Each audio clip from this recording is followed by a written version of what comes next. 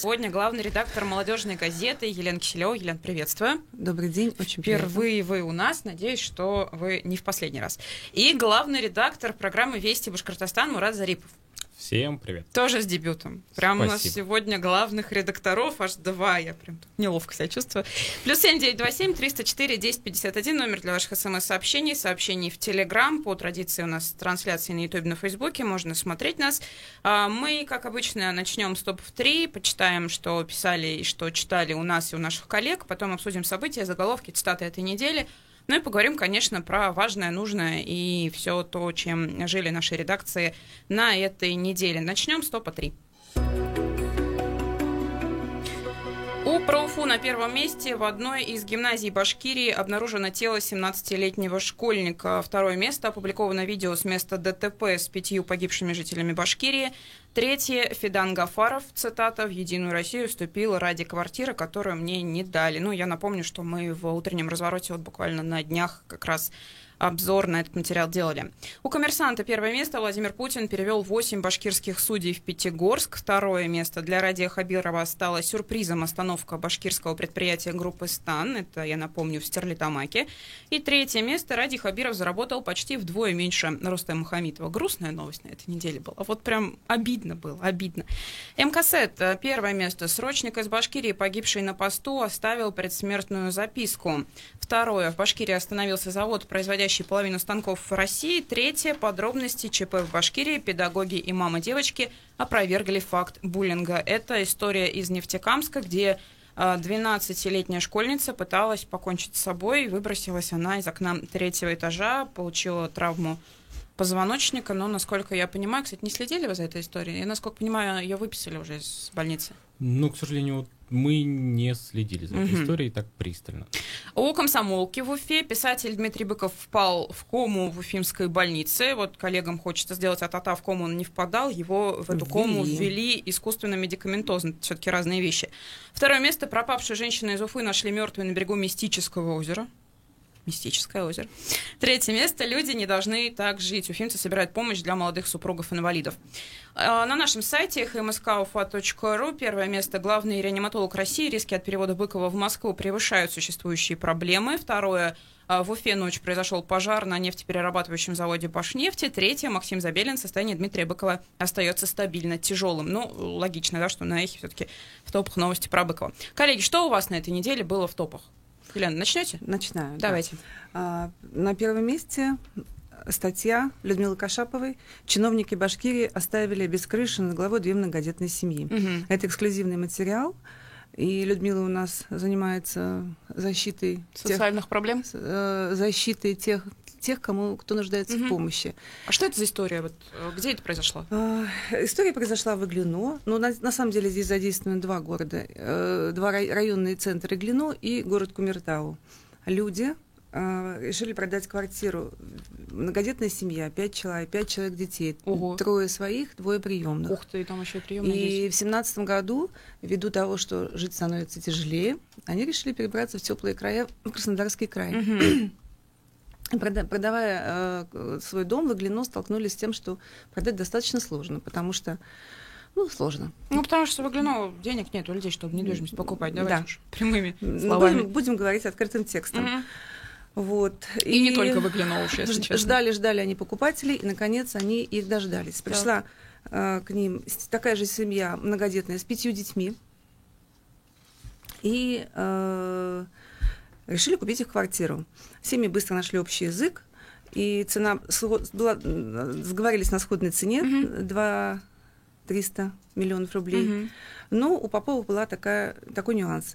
Они вместе со своими 5 детьми являются участниками подпрограммы обеспечения жильем молодых семей, федеральной целевой программы жилища. И поэтому большую часть стоимости дома они должны были заплатить за счет социальной выплаты.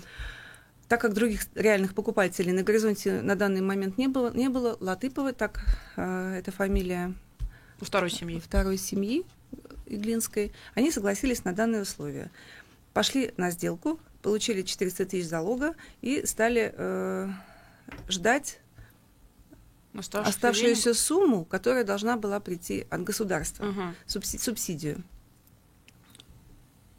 Не дождались? Латыповы слетали уже в Краснодарский край, нашли себе дом, заплатили залог и стали ждать, пока эти деньги придут. Но дело было в конце 2017 года, и ситуация сложилась следующим образом. Они оформили сделку купли-продажи в Росреестре, подали заявку на оплату свидетельства в отделение Сбербанка. После проверки документов банк 29 декабря направил заявку на субсидию в администрацию Кумертау. Оплата свидетельства должна была производиться городской администрацией за счет средств муниципального бюджета и средств, перечисленных на эти цели Госстроем РБ, за счет средств республиканского и федерального бюджетов на условиях софинансирования. Однако администрация Кумертау закрыла финансовый год уже 28 декабря и все, вернула деньги в уже Госстрой. нельзя. Да, они вернули деньги, но пообещали, что в следующем финансовом году, то бишь в 2018 году, ситуация, естественно, исправится. Но она не исправилась. Она не исправилась, они судятся, а тем временем им приходится снимать жилье. Жесть. Да, Слушайте, вот такая вот история, грустная история. Ага. Второе место у вас? Второе место. Башкирия завуч избила пенсионерку за замечание. Это новость, стандартная да, новость, да. И на складе в Уфе произошел пожар. Мурат, что у вас? Ну, если честно, у нас такая не очень бизи неделя. Вот если бы неделю назад спросить, ничего страшного, вот там был, бывает, зависит от недели. Ну да, согласен. Вот, и если говорить по сайту, то 37 тысяч просмотров у нас набрала вчерашняя новость. Это история из Ишимбая, где жительница заказала убийство с любовницей своего мужа и там вообще Санта-Барбара какая-то. Ребенка. Да, кстати, пользуясь случаем, я, наверное, сейчас даже проанонсирую сюжет у нас сегодня будет на эту тему. Мы туда ездили. Арестовали заказчицу, арестовали не только заказчицу, но и ее сестру, которая помогала. Слушайте, там прям какой-то картель, серьезно, криминал, Игра престолов, ага. Ну да, там причем так небольшую затравочку сделали, там вот по виду этих людей, которые заказывали. В общем, никогда бы не скажешь, что... Да, ну там такие женщины. Милые дамы. Лет по 50, то есть им бы там хозяйство какое-нибудь вести. О душе думать. О душе думать, в конце концов. И любовь-то примерно такая же. В общем, любовь, она, знаете, такая, она приходит в любом возрасте. Все возрасты, согласен. Так, дальше что? Так, дальше у нас такие погодные новости. Трассу в Башкирии замело снегом, это вот в ночь в понедельник. Да, в понедельник, по-моему, было. Да. Да, это видео из... Белорецк, нет? Это Баймакский район, да, там 3 района сразу завалило, 4 даже, Белорецкий, Бурзянский. Абзелилский, по-моему. Ну, нормально, что в январе снегом заболел. Господи, когда такого не было?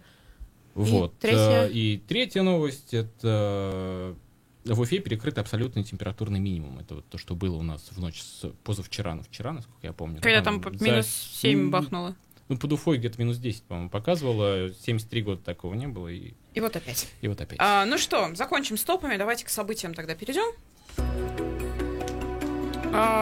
Давайте, не знаю, по алфавиту, не по алфавиту, кто начнет, кто смелый, у кого какие события на этой неделе особенно важными были в редакциях и не в редакциях, а вообще. Ну, наверное, в понедельник начался для всех культурных людей шоком, когда горел Нотр-Дам. Ну, такая мировая повестка немножечко в Уфе. Но все почему-то так переживали, все сочувствовали французам, да. Но меня, например, в этом факте удивила одна вещь, поразила, приятно удивила. На следующий же день, во вторник, один бизнесмен пожертвовал 100 миллионов евро, и фирма пожертвовала 200 для Франции, миллионов евро. Мне кажется, совершенно нормально. Единственное, что, не знаю, Уфа тоже, да, отреагировала, там, в Facebook, этот наш великий всемогущий, там очень много было постов, фотографии все выкладывали, вспоминали, там, что кто-то съездил, кто-то не успел съездить, к сожалению. Ну, было грустно, да, грустно, конечно, это все смотреть. Если говорить о такой локальной повестке. Локальная повестка — это, конечно же, дни Республики Татарстан, Башкирии. Ну да, соглашусь. Ну, я так думаю, что и вы, Елена, и вы, Мурат, как-то работали в вашей редакции на этих мероприятиях. Скажу даже больше. Ну, так как мы работаем в системе холдинга ВГТРК, в каждом регионе есть свое ГТРК, и вот это настолько было значимое событие, в первую очередь, для Республики Татарстан, потому что они же, понятно, они же приехали. Впервые за 30 с лишним лет. 31 год, 31 если год. быть точнее. Они очень сильно хотели показать там, чем они гордятся, и показали, собственно, и приехали там съемочная группа из соседнего региона приехала, чего, в принципе, не бывает никогда, потому что, мы просто обмениваемся обычно видео, то есть мы для них снимаем. Тут они прям целую отправили десант свой. Да, пообщались мы с коллегами, то есть 2,5 таких очень серьезных, насыщенных съемочных дня. Ну, на сайте, конечно, это все не очень сильно отразилось, но если говорить про тему недели, общественно-политическую такую повестку, то да, это очень, наверное, главная тема недели. Если вот абстрагироваться от таких вот государственных новостей, то если смотреть по нашему каналу в Ютубе, по крайней мере, то самый резонансный материал — это в Уфе начался суд над психиатром, который изнасиловал свою несовершеннолетнюю пациентку. Ой, мамочки, опять. Вот. Ну, Весна. Ну, это было 2 года назад, на самом деле. Так. Ну, так долго расследование длилось, видимо, да? Ну да, там на самом деле жутковатая история. То есть девушка, у нее, видимо, были какие-то психологические проблемы. Вместе с мамой они обратились к специалисту. Специалист, я не знаю, каким образом, там, видимо, то ли воспользовался ее состоянием, то ли сам как-то надавил. Девушке было 16 лет в тот момент. И, собственно, надругался. Так, окей. Да, такая... суд, естественно, в закрытом режиме проходит, потому что... Да, это... само собой, но мы там были, пообщались условно пообщались с этим самым психиатром, который, естественно, убегал там по коридорам и так далее. То есть он продолжает вести практику. Да, то есть он у него было несколько мест работы, одна из них это, если...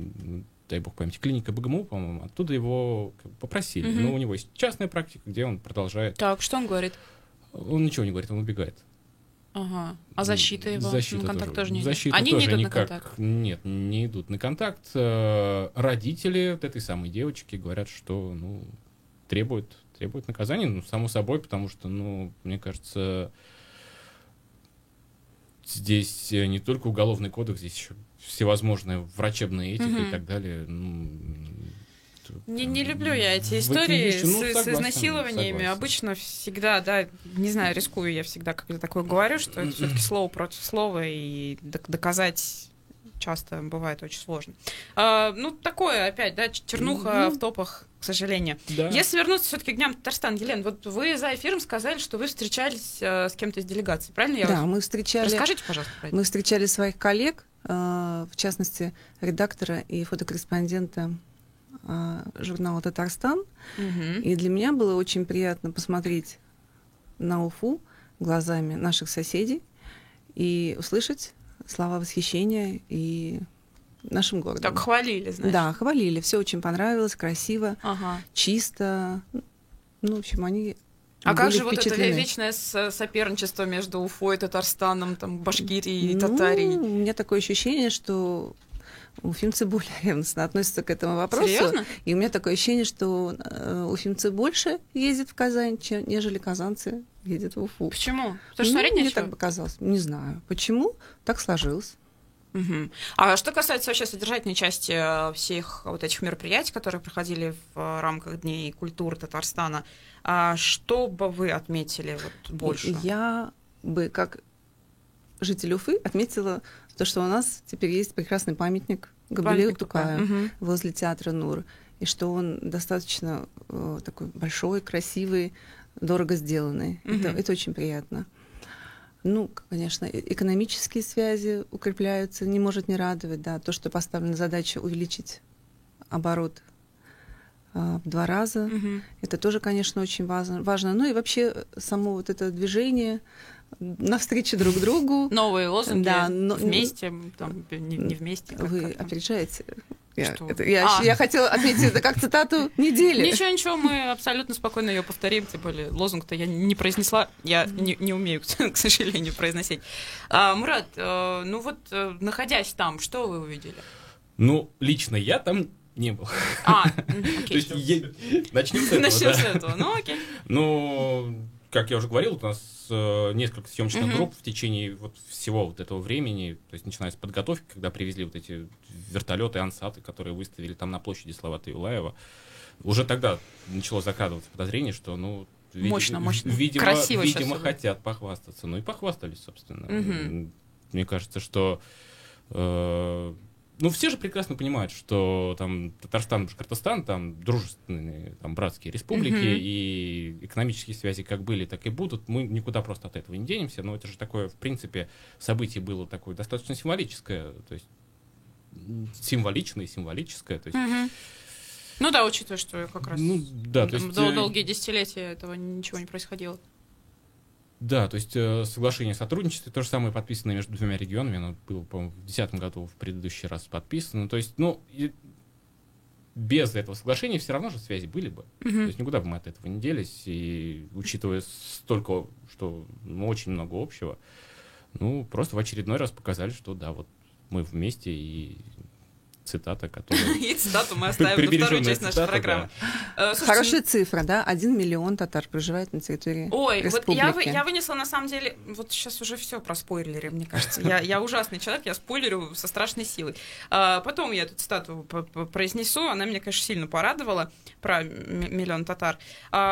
Дни Татарстана, да, я тоже вынесла события недели. Мне очень понравилась, на самом деле, точка зрения на все это мероприятие вот немножко с нашей, с такой цеховской повестки, да, как бы с политической, не с культурной, что там приехали, это очень красиво и круто, а мнение коллеги нашего Ильнара Гарифуллина, журналиста Идель Реалии, который вот в начале этой недели как раз был у меня на эфире и сказал, что если дальше не будут решаться, например, какие-то сложности в жизни, которые есть у татар, находящихся на территории республики, живущих здесь, да, то вот это все совершенно бесполезно. То есть прошло и прошло, как бы прошло и ладно. Что у татар какие-то особенные сложности, наверное, такие же, как и у всех. На самом деле, да. республики. На самом деле, татарские активисты рассказывают о том, что у них есть действительно проблемы, в частности, вот, например, со статусом татарского языка, учитывая, да, количество людей. Здесь Ильнар говорит, что есть, например, проблемы со школами, их не хватает. Люди хотят учиться в национальных школах, но их не хватает, их очень мало. И как-то такие вот какие-то прикладные вещи, да, есть, и они хотят, чтобы они решались. Это очень интересно, на самом деле, вот наблюдать со стороны, да, когда приезжает человек из Татарстана и вот рассказывает об этом. Эфир, конечно... Слушайте, послушайте, хороший был эфир. Обязательно. Люблю я так делать, нравится мне. Вообще мне нравятся эфиры с Ильнаром. Помимо вот этих дней Татарстана, я бы хотела, наверное, отметить новость, которая вот буквально за несколько часов на «Коммерсанте» до редколлегии прочитала, по поводу того, что у нас мэрия заключила, наконец, договор, контракт на разработку проекта по санации территории химпрома. Зашевелились спустя столько лет. Мне кажется, это очень важно. И главное, конечно, чтобы сейчас продолжилась эта работа, а не как в прошлый раз, когда проект вроде как был, но он был очень дорогой, и в итоге от него отказались. Вот, кстати, про химпром. Как к вам не поступают жалобы от жителей Уфы? Вот не приходят, не говорят: ребят, напишите-ка про Уфа химпром, что-то там вот плохо все. Никто не жалуется, но мы пытались, на самом деле, учитывая, что эта тема в очередной раз поднималась в Совете Федерации, да, если я не да, ошибаюсь, в начале марта, да, на Дне Республики. Федерации. А мы начали заниматься этим еще раньше. То есть у нас такую лелеем, такую голубую мечту попасть туда. На химпром. Да, на химпром, потому не что получается? Там такие постапокалиптические пейзажи, там вот это все. Ага, прям сталкер, да? Нет, не получается. К сожалению, большому очень хотим не первый год, обращались как в предыдущую пресс-службу мэрии Уфимской, так и в нынешнюю. Пока не можем никак согласовать вот это все. То есть, если вы помните, там буквально пару лет назад, наверное, был на Уфа-1 фоторепортаж очень такой атмосферный. Вот. И увидев его, мы поняли, что мы тоже это все хотим. Это очень интересный кейс, на самом деле, когда вроде как... Ладно, скажу, госсми не пускают на территорию предприятия. Мне казалось, что для вас вообще все двери всегда открыты. Это же... Типа, куда хочешь, заходи. К сожалению. Давайте развеивайте не всегда так, потому что это связано в первую очередь с безопасностью, насколько я понимаю. Вот из этих соображений. То есть сейчас химпромом, по-моему, боюсь ошибиться, но, по-моему, кроме... То есть понятно, что находится в ведении мэрии, но там еще и МЧС же этим всем занимается, потому что там остались все вот эти вот реагенты. И не знаю, там думаю, костюм какой-нибудь химзащиты вот надеть. Поэтому нас не хотят. Ну, официальная версия это какая, когда отказываются? Что, типа, небезопасно это? Официальная версия... Давайте поговорим об этом чуть попозже. Так и говорят. Какая прелесть. Дают понять, нет, естественно, не такими словами, но дают понять, что Просто, чуть позже. да, Давайте это на самом деле очень интересно, что сейчас все зашевелилось. Я просто помню, когда Елал к нам приходил, он так это хорошо он прям гордился тем, что вот наконец вынесли этот проект, в том числе на рассмотрение в Совете Федерации, и прям вот, надо, наконец-то вот оно зашевелилось. Интересно, вот это после дней Башкирии в Совете Федерации, или все-таки это такая просто проблема параллельно решалась и так совпало? Я думаю, что это параллельно решается. Параллельно решалось. Ну да, это довольно старая проблема. Не, просто что вот это так как-то прям сейчас началось. Ну, что-то решать, может быть, начали сейчас, но попытки какие-то, насколько я знаю, были до этого. Интересно, «Коммерсант» пишет, что все-таки деньги на этот проект будет выделять администрация города, хотя вот если верить тому, что говорил Совет Федерации рекомендовал правительству России финансировать работы именно по санации. Хотя, возможно, это деньги на проект сейчас выделяют, а потом санацию саму. Не успел еще ознакомиться. Там безумные какие-то деньги. Елена, а вы как-то вообще эту тему вот в молодежке отрабатывали?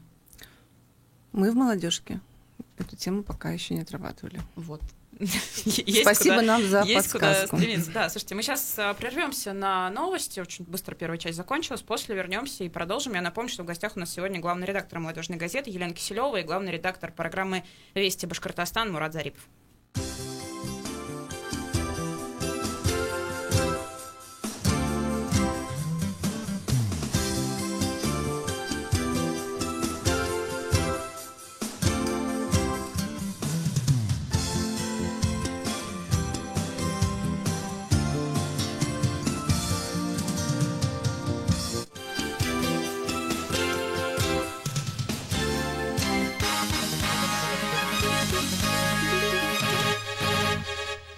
13:30 в столице. Краткие новости на Эхе. В студии Оксана Пашина. Здравствуйте. Задержан бывший владелец рухнувшего банка «Югра», один из богатейших бизнесменов России Алексей Хотин. Его подозревают в причастности к хищению 7,5 миллиардов рублей. В ближайшее время должен быть решен вопрос о мере пресечения, сообщает Следственный комитет. Банк «Югра» был лишен лицензии в 2017 году. Состояние Алексея Хотина оценивается в $700 миллионов. Он является также владельцем столичной гостиницы «Москва». Хотин входит в рейтинг 200 богатейших бизнесменов страны по версии Forbes. В Москве неизвестные избили чиновников ФАС Илью Гришина. Он возглавляет в ведомстве управления контроля программ инфраструктурного и ресурсного обеспечения в сфере гособоронзаказа. Нападение было совершено утром 18 апреля. Сейчас чиновник находится на больничном. Как сообщает МК, ранее какие-то люди опубликовали фотографии и телефон Гришина на сайте для гей-знакомств. Затем ему звонили люди, называвшие себя курьерами, и уточняли адрес. Неизвестные звонили также и в дверь его квартиры. Как отмечается, следствие отрабатывает все версии нападения, включая те, что связаны с профессиональной деятельностью чиновника. Президент Беларуси Александр Лукашенко заявил о планах изменить Конституцию и усилить полномочия других ветвей власти. Он сказал об этом во время ежегодного послания к народу и парламенту. По словам Лукашенко, он не хотел бы оставить действующую Конституцию своему преемнику. По его мнению, Белоруссия прошла тот этап, когда стране нужна была вот такая сильная власть. Часть полномочий должны получить правительство с парламентом, а также политические партии. В Ингушетии задержали председателя Совета тейпов Малсага Ужахова. Как рассказал его сын, рано утром к дому подъехали вооруженные люди на 2 машинах. Они велели Ужахову одеться, взять документы, а затем посадили его в автомобиль без опознавательных знаков и увезли в неизвестном направлении. Об этом сообщает ОВД-Инфо. Власти Москвы не согласовали митинг против политики главы Ингушетии Нузбека Евкурова. Представители ингушской общины хотели провести акцию 28 апреля. В мэрии организаторам сообщили, что будет тяжело обеспечить безопасность митингующих во время Страстной недели, Пасхи и майских праздников, сообщает МБХ Медиа. Телеканал «Культура» вырезал из трансляции церемонии вручения премии «Золотая маска» фрагмент речи режиссера Кирилла Серебренникова. Из трансляции убрали ту часть, где Серебренников вступился за руководителей театра «На вынос» Алексея Ершова и Максима Карнаухова, а также участницу «Пусси Райот» Веронику Никульшину, которые были задержаны 16 апреля перед началом церемонии. Все они были номинантами премии. Серебренников попросил директора «Золотой маски» Марию Ревякину вытащить задержанных из полиции. Сейчас страница трансляции удалена с сайта телеканала. Инстаграм может лишить пользователей возможности видеть, сколько лайков собрали публикации других людей. Компания тестирует соответствующий дизайн. Об этом сообщила эксперт по мобильным приложениям Джейн Манчун Вонг. По ее словам, соцсеть хочет, чтобы пользователи больше интересовались тем, что они выкладывают в ленту, а не тем, сколько они получают лайков, пишет издание «Медуза». О погоде в Москве этой ночью от 1 до 3 градусов тепла, завтра днем до 14 градусов и без осадков. Оксана Пашина, служба информации, Эхо Москвы.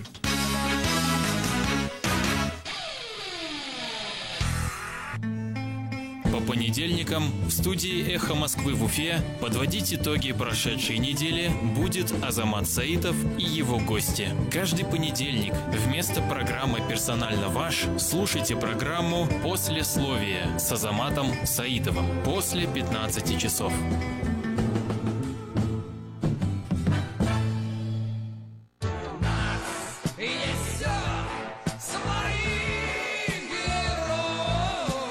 В Уфе есть люди, у которых есть особое мнение о том, что происходит. Более того, в Уфе есть люди, что не боятся высказать его вслух. По будням эти люди приходят на «Эхо Москвы» в Уфе и отвечают на ваши вопросы. Слушайте программу «Персонально ваш» со вторника по четверг после 15 часов.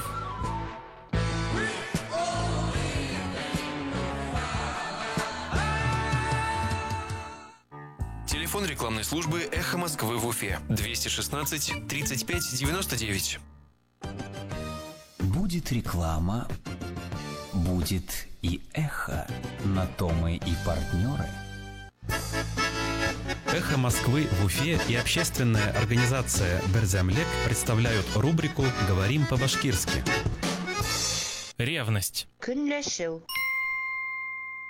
Угнать из ревности. Көнләшүдән машина алып касу. Угнать из ревности. Көнләшүдән машина алып касу. В Башкортостане девушка из ревности угнала машину любовника и врезалась на ней в дом. Башкортостанда бер кыз көнләшеп, һөйәренең автомобилен алып касырга маташканда, бер йортка барып бәрелгән. В Башкортостане девушка из ревности угнала машину любовника и врезалась на ней в дом. Башкортостанда бер кыз көнләшеп, һөйәренең автомобилен алып касырга маташканда, бер йортка барып бәрелгән.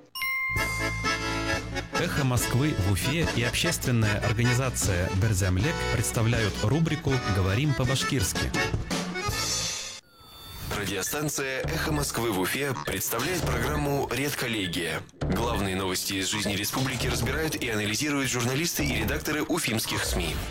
Продолжаем редколлегию. Елена Черкова у микрофона. И в гостях у нас главный редактор молодежной газеты Елена Киселева и главный редактор программы «Вести Башкортостан» Мурат Зарипов. Мы, давайте номер еще раз для СМС-ки я напомню, +7 927 304 10 51. Если у вас есть какие-то вопросы нашим гостям или свои соображения, или вы, не знаю, хотите поделиться своими событиями недели, то пишите, можно писать еще и в Телеграм, пишите СМС-ки, подписывайтесь. На событиях недели мы остановились. Ну, для нас, конечно, событием недели, к сожалению, стала ситуация с Дмитрием Быковым, которая произошла. Очень грустная история, в том числе потому, что Дмитрий Быков, ну, во-первых, наш коллега, и очень много его на «Эхе Московском», нашем московском «Эхе Московском». Но мы его, конечно, очень ждали 16 числа к нам на эфир и анонсировали довольно долго. Прям очень хотели, чтобы Дмитрий Быков пришел к нам на «Персонально ваш». И очень, конечно, было грустно, что вот все так произошло. Но по последним данным его перевезли в Москву. Сейчас он находится в Москве в одной из городских клиник. Не называют, что это пока за клиника, но я думаю, что там потом станет известно. Очень интересная была реакция на ситуацию в соцсетях. Я не знаю, вы как вот вообще отсматриваете Facebook, не отсматриваете Facebook. У нас просто часть работы на «Эхо» — это отсматривать уфимский Facebook и там искать какие-то, ловить вещи. Очень было интересно много реакций. От, как жалко, до, я не знаю, там, вот, приехали тут московские врачи, увезли, типа, оскорбили наших врачей. Вот даже такое было. Как вам, кстати, вот такое мнение? Ну, я думаю, что вот вообще в любом случае здесь в первую очередь, что здесь важнее же здоровье человека. Главное, чтобы он поправился. Дмитрий Львович, здоровье, еще раз здоровье. Это просто был очень интересный тезис, знаете, из разряда, вот московские там всякие понаезжают, потом поднимают на уши Минздрав, Вероника Скворцова, там главный реаниматолог, и там частный самолет гонят, и вообще в Уфу перевозят, и нашему Минздраву фактически плюнули в лицо. Я просто сидела и пробивала лицо фейспалмом, когда это читала, потому что, по-моему, это, конечно, совершеннейший бред, и вот так реагировать, я не знаю, почему так. Но есть категория людей, которые в любой новости найдут негатив, поэтому Чему вы удивляетесь? Ну, я всегда надеюсь, что все-таки что-то будет хорошее. Нам тут смс-ка приходит, как начинающим журналистам попасть на работу в ваши СМИ. К сожалению, не подписано. Как попасть на работу в ваши СМИ начинающим журналистам? Ой, если говорить о молодежной газете, в прошлом «Ленинец», то вообще молодежная газета — это кузница республиканских кадров журналистики. Редакторы, журналисты и даже одна телеведущая на Первом канале проходила практику в молодежной газете, Юлия Гамаева. Слышали такое, да? Наша уфимская девушка, она теперь телеведущая на Первом канале. Она проходила практику молодежной газеты. Мы всегда открыты, мы ждем студентов. Студенты к нам приходят ежегодно, мы с ними работаем, мы их учим, потом они устраиваются к нам на работу, мы их учим. А потом они уходят. Потом они уходят на телевидение, в другие издания.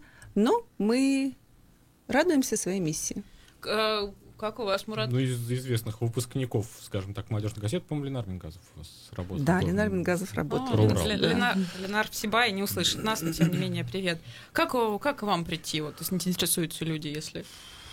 Ну, как обычно, ногами. Через постель, в шоу-бизнес. Шутка на грани пола. Если серьезно, то... обычно приходят, то есть, и лично я пришел просто с улицы, то есть, у меня вообще никакого не было опыта. Я закончил там институт права БГУ, вообще никакого отношения к журналистике не было. Пришел, попробовал, что-то мне понравилось, там, ходил, стажировался полгода. Пришел, увидел камеру носил сначала. Кто мне камеру туда верит? Штатив носил. Штатив. 10-килограммовый. Штатив, окей. Это было в 2010 году. Там бытакам был тяжелый штатив по 10 кило, носишь. А как вообще приходят сейчас? Много кто приходит? Молодежь? Ну, да, вы знаете... Молодежь, сказала она. Мне кажется, на телевидение сложнее попасть, чем к нам. Да я не знаю, нет. На самом деле было бы желание, просто почему-то, я не знаю, почему все хотят быть ведущими. Хотя, на самом деле, фактически... Я уж не знаю, почему. На самом деле, да. Мне кажется, гораздо интереснее быть журналистом, корреспондентом, работать в полях, находить что-то интересное. У нас, на самом деле, есть такой... В редакции в нашей новостей «Вести Башкортостан» у нас есть такой сложившийся костяк журналистов, там, это буквально 3-4 человека, которые уже много лет там работают, но к нам часто приходят новые люди, то есть за последние полгода, по-моему, у нас там 3-4 человека новых корреспондентов появились. Новые ведущие появляются. Прямо сейчас у нас 4 стажера ходят. То есть, Дайте одного нам, а? Дайте нам одного стажера. БГУ. Приходят, пытаются что-то делать, получается, если то мы только рады.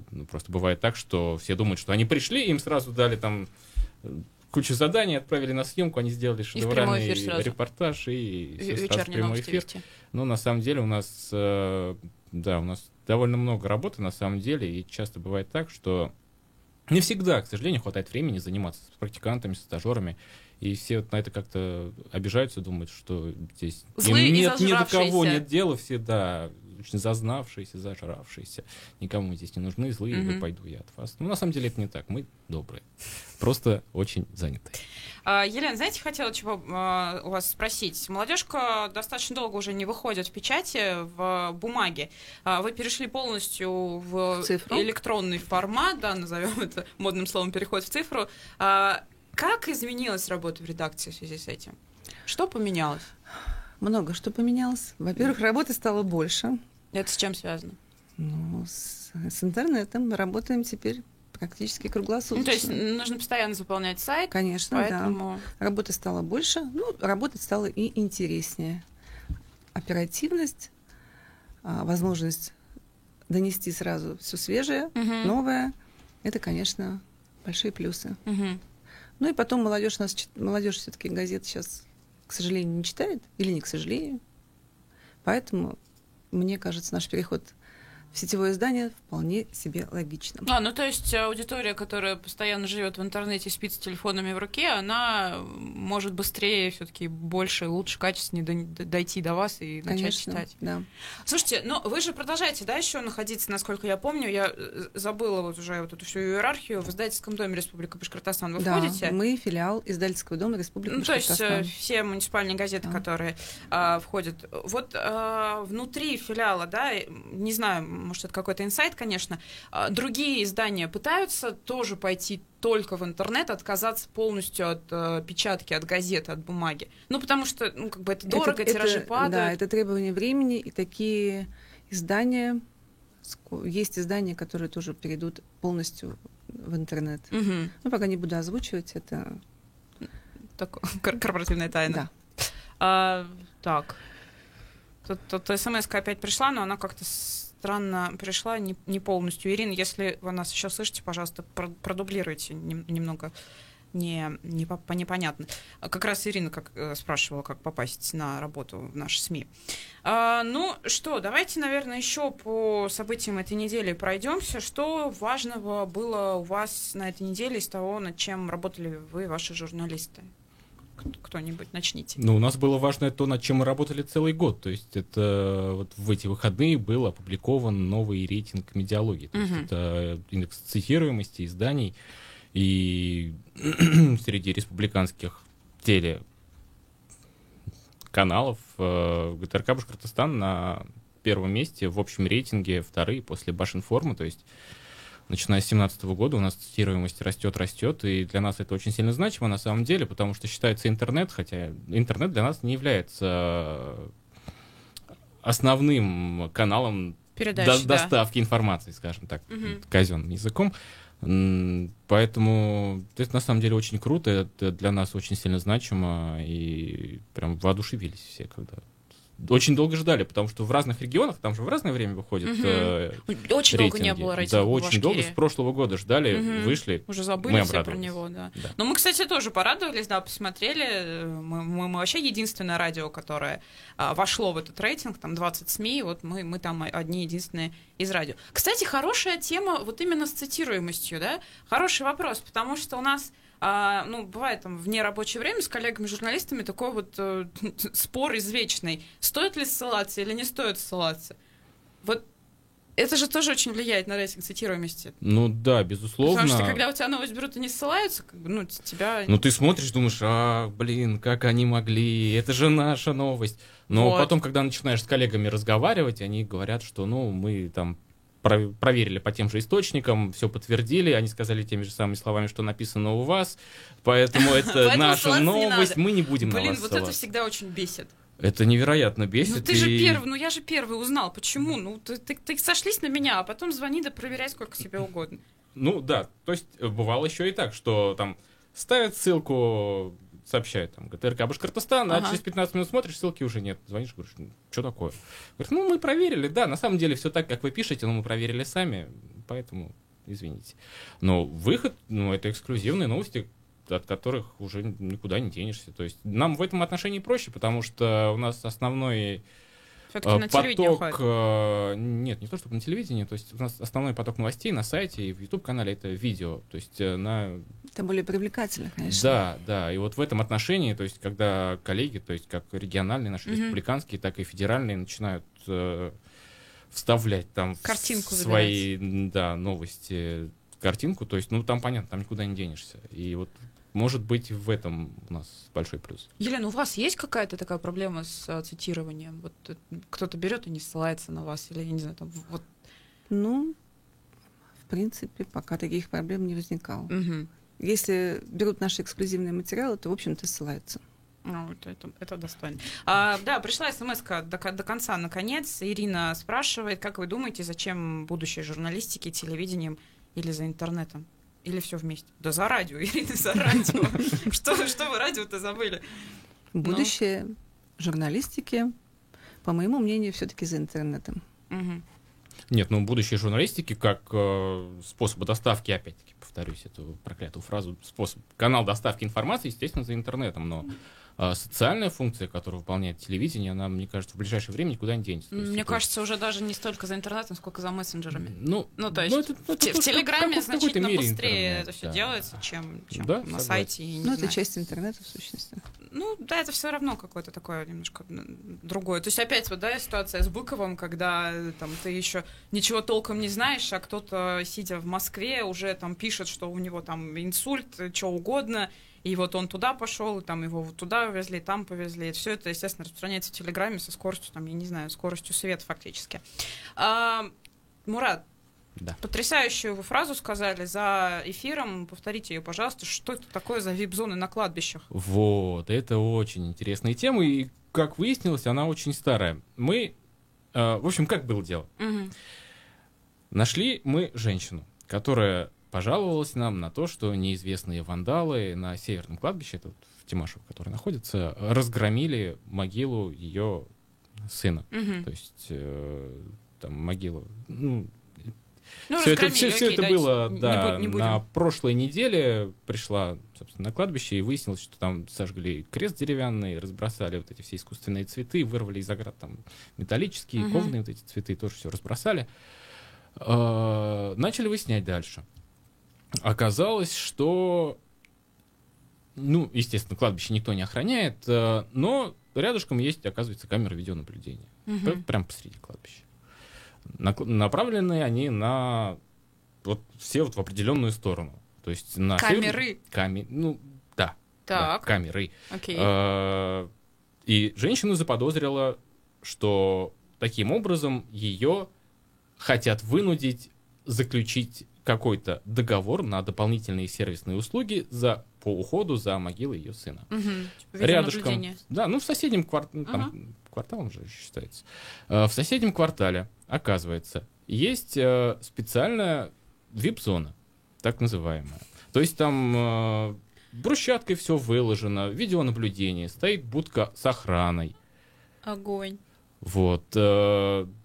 И одна из, я не знаю, мы знаем, по крайней мере, только про одну из ритуальных компаний Уфы, предлагает заключить договор на дополнительное обслуживание, собственно, могил.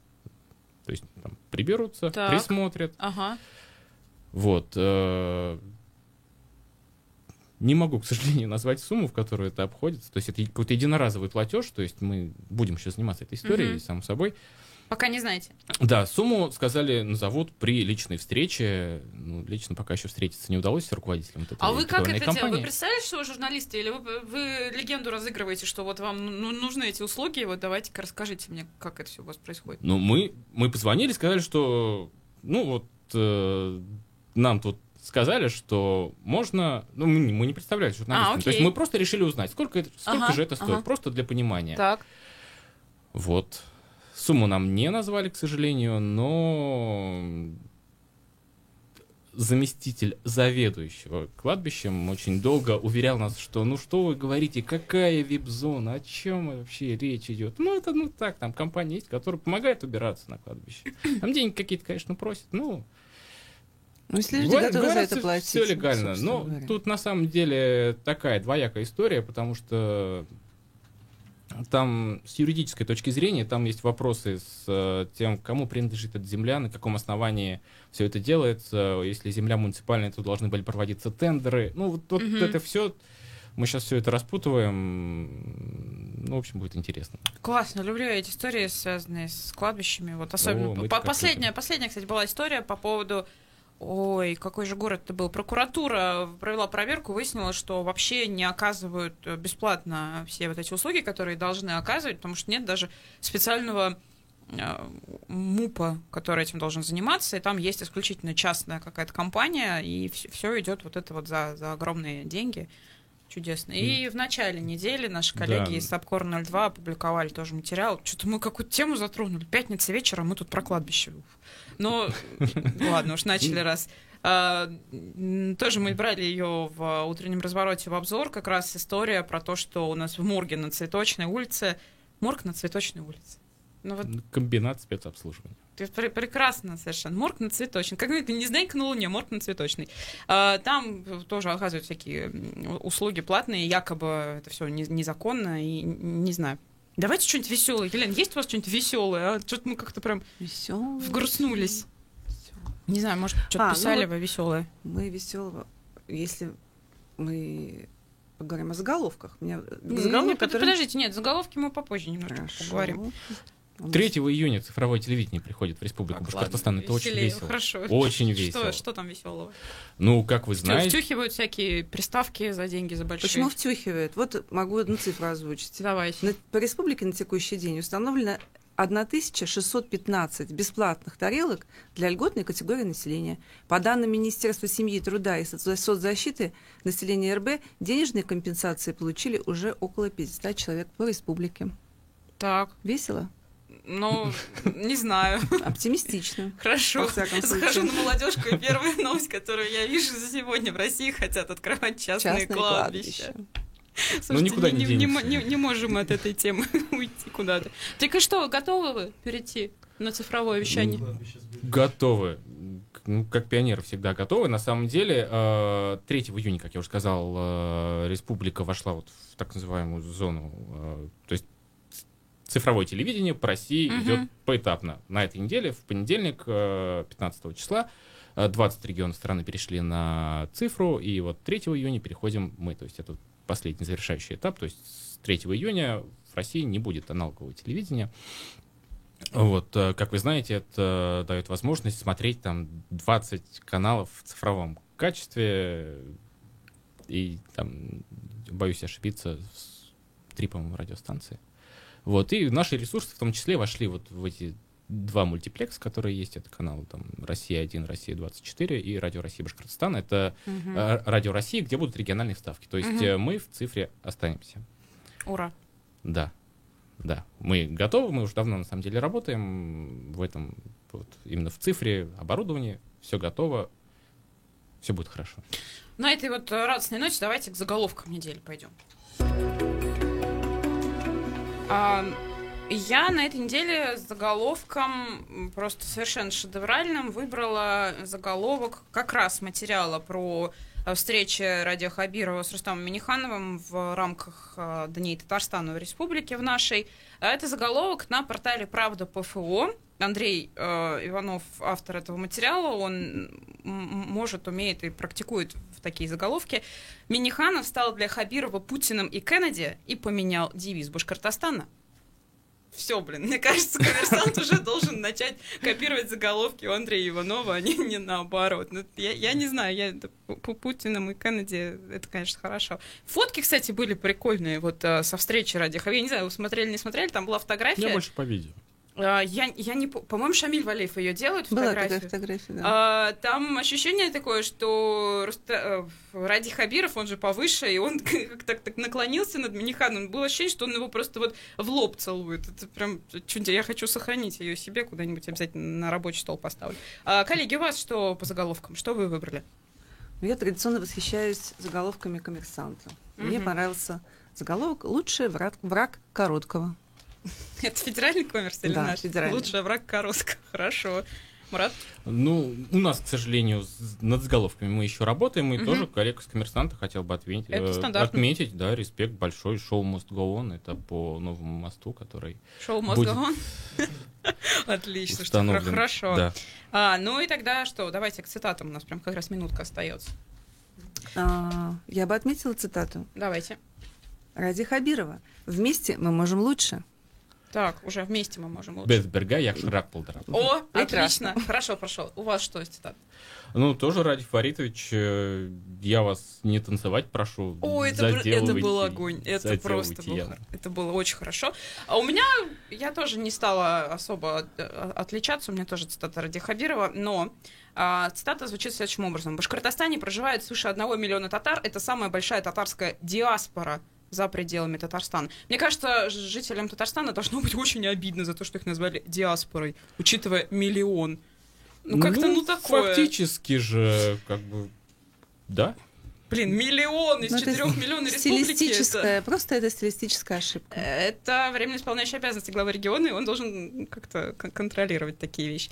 Ну что, друзья, вот на этой радостной ноте мы будем заканчивать нашу редколлегию. Спасибо вам большое, что вы пришли. Приходите, пожалуйста, еще к нам. Прям, мне кажется, спасибо было хорошо.